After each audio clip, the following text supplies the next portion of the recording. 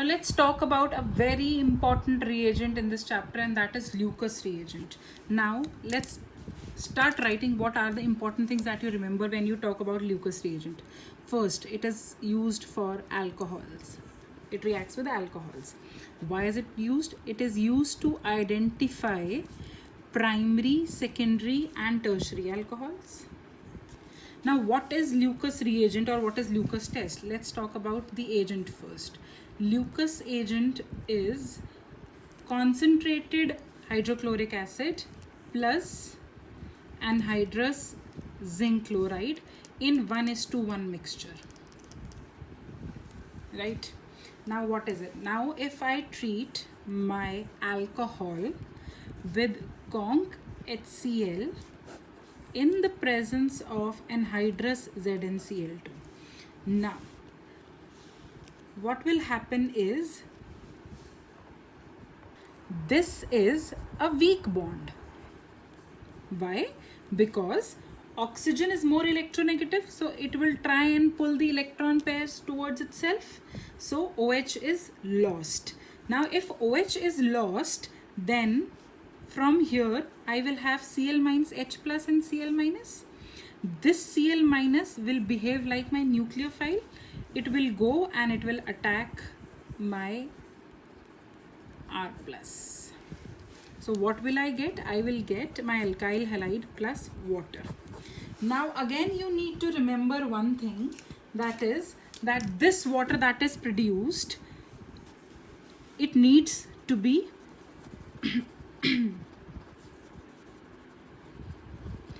why?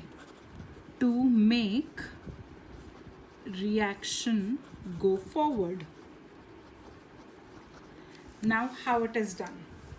Why did we add anhydrous condition? What is anhydrous condition? Anhydrous condition is that the water is not there, right? So the anhydrous ZnCl2 is used. It is used as a dehydrating agent to remove water. Now why do you have to remove water? Because if you do not remove this water, this reaction will go backwards, right?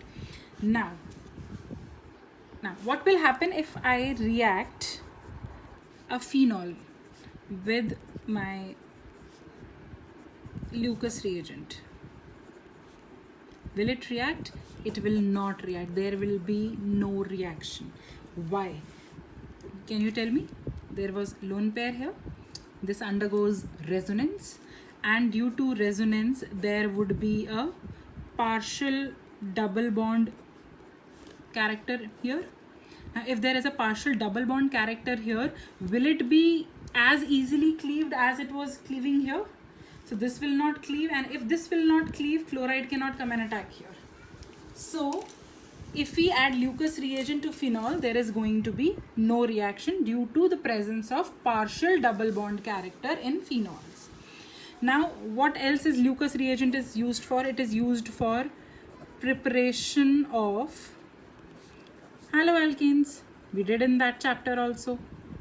What is happening here? An alkyl halide is being produced, right? Now when you had your alcohol here, your alcohol was soluble in water because the hydrogen of your alcohol was forming hydrogen bond with the oxygen of water.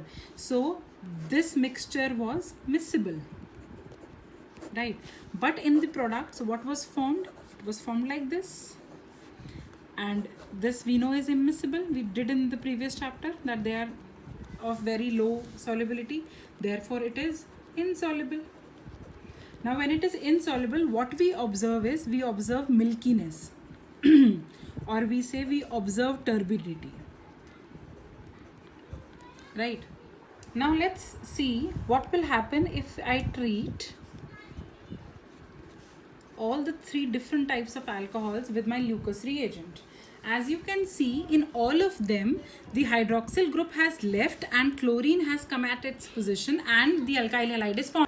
But what is the basic difference between all of them? The basic difference here is when I was doing the reaction with the primary alcohol, there was only one R group which was giving electron to this carbon.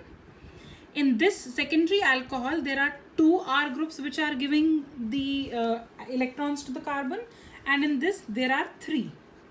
Right, so now what will happen is, when this was giving electrons from only one position, the OH was going at its own pace, so that this reaction was comparatively slow. So whatever turbidity I got after this reaction, it was very slow, so it was only appearing when I was heating the reaction, right? But as compared to in a secondary alcohol, when there were two R groups which were giving the electron density to this carbon atom and making this OH leave, the turbidity was appearing after 5 minutes. So you can see that this is a little faster than this, because here there were two R groups which were acting upon the carbon. Now in the tertiary alcohol, there are three alkyl groups which are acting. So now this OH will even leave more easily. So this is the most reactive out of all of them. So now since this is the most reactive, here turbidity will appear immediately.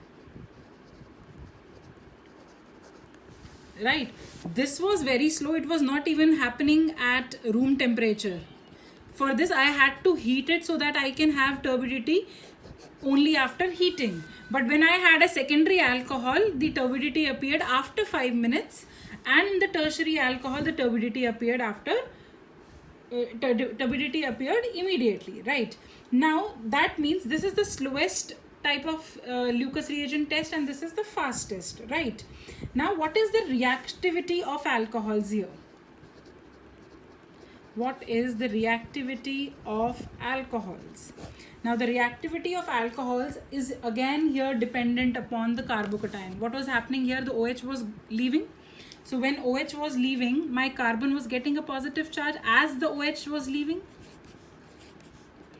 Right, and once the carbocation was formed, then only my nucleophile Cl minus was coming and attacking the carbon.